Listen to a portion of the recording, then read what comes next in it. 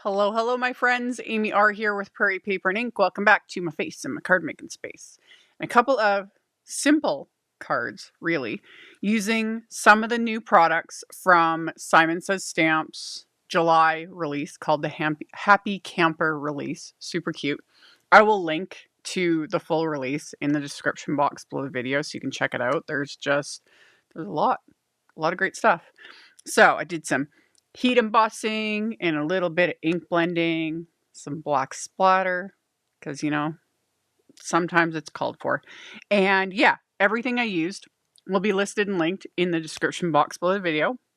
My links are affiliate links. That just means that if you click on one of my links and end up placing an order, I do get a little kickback from that at no extra cost to you. That is what helps pay the bills, keeps the lights on, enables me to keep bringing out content.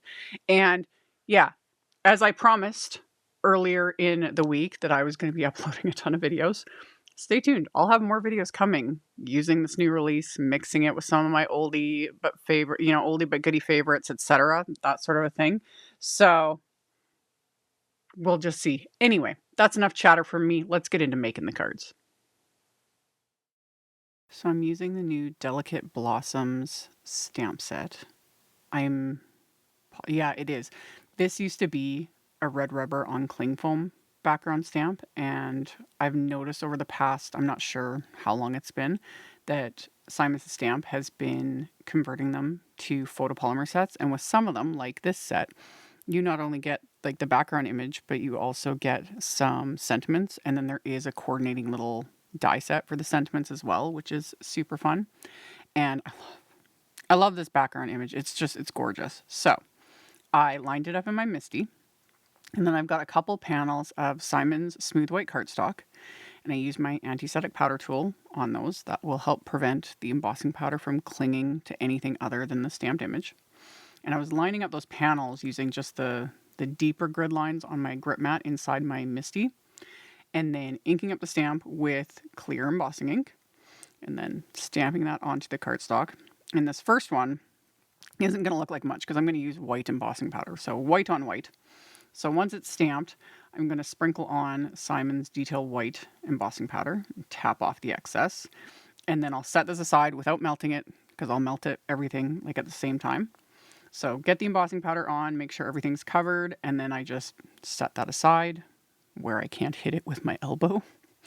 And then for the second panel, same thing, I'd use the anti-static powder tool on that. I'm going to ink up the stamp with clear embossing ink, press that onto the cardstock, and then this one I'm going to use Simon's Gold embossing powder. And honestly, like a pattern like this, like just a floral outline pattern like this, you don't even need to add color. It would look so pretty. And even like the white embossing powder on just color cardstock. If you don't want to do ink blending, nothing, you want to keep it simple, you could do white embossing powder. Clear would look really nice on like darker cardstock. You could do so many things. So many things. And the gold on white. Oh, this was just, you guys know, I like my black, gold, and white color scheme. I've got a playlist for that too. It's been a while. It's been a minute since I've done one.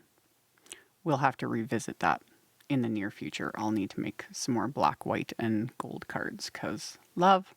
Anywho, I super sped up the actual heat embossing because it wasn't anything different. But yeah, melted everything with my heat tool till it was smooth and melted. I always tilt it back and forth in the light to make sure there's no dull, grainy areas. You want to make sure everything is smooth and shiny and melted. And then for the one that I did the white heat embossing, I'm doing a slightly cooler color combo. I'm using all of Simon's Pawsitively saturated inks for this. And for this one, I was using Jade and then Heather, and then I'll use BUBBLEGUM and my blending brushes. I'm working on my grid paper here. This is another sort of oldie but goodie thing. Like before we had the glass mats with the magnet, all the bells and whistles that we've got now. We had, grid paper, scrap paper. That's all we had. That's what we worked on, back in the old days. I still like pulling this out from time to time, especially when I'm using like lighter colors. I've talked about this. I don't wash my blending brushes. Haven't done it. Thought about it. Maybe will in the future at some point just to get, the ink buildup out of there, but meh. I just rub my brushes on a microfiber cloth and I go on about my day. Don't care. However, when I'm doing lighter colors, I like to make sure that I've kind of removed as much excess ink and that I'm not gonna like contaminate the color blend I'm going for. So that's where it's something like grid paper, scrap paper comes in handy, because you see me, like, I'll rub my brush on there after I ink it up just to make sure that the right color is coming off, because it can happen. So anyway, on the gold embossed image, I used butter, melon, and rhubarb. And I did everything kind of on an angle, just a very simple blend. And with both of these, as soon as I was done blending, I took my microfiber cloth and I used like a clean spot on the cloth because it gets full of ink. And I wipe over the entire background. That removes any ink that's sitting on top of the embossed image, because the embossed image resists the ink, but there's still ink sitting there. You can see it more on something you've embossed with white embossing powder or clear. You won't see it as much with metallics, but the ink is there. And not the end of the world, but when you're like die cutting and doing other things and all of a sudden you get this random ink smudge or something weird, it's usually because there was ink sitting on the heat embossing. So I always make it a habit to wipe off whatever I've done ink blending on top of something that's been heat embossed, just to save the aggravation. So I did that, and then I die cut those panels with the new modern Teardrops die set. Also love. This one's going to be another one that I'm going to use a lot because I really like the fancy little shapes, instead of just your basic rectangle, squares, etc. So I use like the second largest and die cut those backgrounds. I had left my background stamp in my MISTI. So before I do anything else, I was like, might as well stamp the insides of my cards. So my card bases are top folding A2 white note cards. And I put my trusty piece of Post-it tape, brain stopped, Post-it tape to keep me from stamping past the score line. And then I inked up the stamp with the same colors I blended with. So the first one was the Jade, Heather, and Bubblegum inks. And I used my blending brush as well. And the blending brush, it kind of actually makes, a smoother blend between the inking using the ink pads. But it also lightens the ink because, it's picking up some of the ink off the stamp. And I like that because I'm stamping this on the inside of the card. I don't need the solid, deep color. I just want it to be a little bit lighter. So using the brushes just softens that. And sometimes I've shown in other videos where I will use the brushes to add the ink to my stamps. I do that more with like pigment inks, like Distress Oxides. But yeah, you can do it that way too. But sometimes, especially if it's like a big background, that just takes longer. So I'd rather just add the ink with my ink pad, soften it with the blending brush, and then just go on to the next color. And I always start with my lightest. So especially with this one, I started with butter, and then I added the melon ink and then the rhubarb, softened it with the brushes, and then stamped that onto the insides of the cards. And that as well could be a card front. Like, so pretty. And I decided not to add any sentiments or anything. I really liked, I love this pattern. I love this design and the colors and just everything. So I was like, insides, they're done. Love it. So those are the insides of the cards. And then for my sentiments, I'm using this little CZ design kind of mini set. This is the U2, like the number 2, because she's had a set previously that had the phrase you, and then there's a bunch of buildable like phrases to go with it. Love. Again, I love all Kathy Z's like sentiment sets and all her stamp sets. I love Kathy Z. I'm her #1 fan. So I took one of the U words from that set and I stamped it onto black cardstock after using my anti-static powder tool, and then inked it up and stamped it with clear embossing ink, moved the cardstock, stamped it a second time. One I heat embossed with the gold, one with the white. After those were melted, I used my microfiber cloth to just buff away that excess anti-static powder. And then I used a little coordinating wafer die to die cut those. And I also die cut some scraps while I was at it. We'll get to that in a minute. And then I took one of the little companion sentiments, because there's a bunch, which I love. I love sets like this where it's like multi-occasion, depending on what kind of phrase you want to build. And I took the one that said, are the best. So it says, you are the best. And that one I did the same thing, except on white cardstock. So I'd stamped it twice with the clear embossing ink. One I coated with the detail white embossing powder, one with the gold. Melt that with my heat tool. And then those I die cut with one of the sentiment label wafer dies. And those I taped in place. I get asked that a lot, like, why? Like, sometimes I tape my dies in place, sometimes I don't, because I die cut right into the magnet mat with my Empress die cut machine. These I pretty much always tape in place. When I do not want to risk any shifting, I tape them in place with just some like washi tape. Any low tack tape will work. So yeah, and the times too where I just feel like I think my luck has run out for the day and things aren't going to stay where they belong. That's also why. So it just depends. It depends on the feelings. But the sentiment label wafer dies, those ones I pretty much always tape into place because they're long and they can shift really easily when they're running through the machine. So better to be safe than sorry. So after I die cut them, I ink blended a couple of the colors of the blend onto them with just smaller blending brushes. And then same thing, used my cloth, wiped away any ink sitting on top of the embossed sentiments. And then I just used my guillotine trimmer to trim the one end on an angle and then cut off the other end.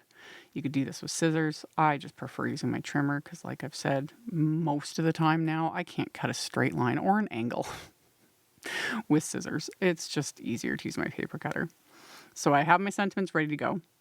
And then I'm going to pop the main panels onto these card fronts using Simon's Big Mama foam tape. So put that on the back. And then I'm going to pop these onto my card bases. And then once these are in place, we're going to add just a little bit of black splatter. Not too much. I originally was going to do like white splatter and gold splatter, but then decided to add a little bit of black splatter since I did the sentiments on the black cardstock.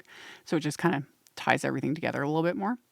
Plus, you guys know, if you watched, a decent amount of my videos, I like black splatter. It's scary. I get it. Trust me. But once you get used to it, it's kind of fun. So anyway, I added a bit of black gouache to my little palette and then watered it down just a bit. And then I'd put the card bases into my splat box and just added just a bit. For me, this is a very light amount of splatter. This is just a touch, just a smidge. So, and that's it. I didn't add any other. Sometimes I'll add like 3-4 different kinds of splatter, but I kept it to just that little bit. So I let the splatter dry.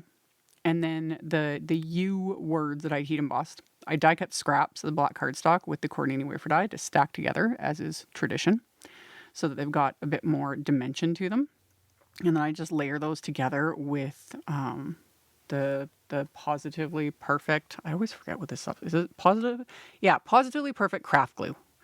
Yeah, you guys know. It's linked in the supplies. Anyway, stacked all those together.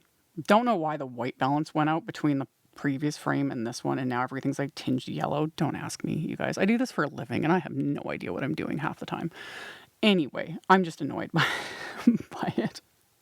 And then it'll be totally fine the next time I turn on my camera. It's like, why? Why do you do this to me? Anyway, I adhered those sentiments together with the glue.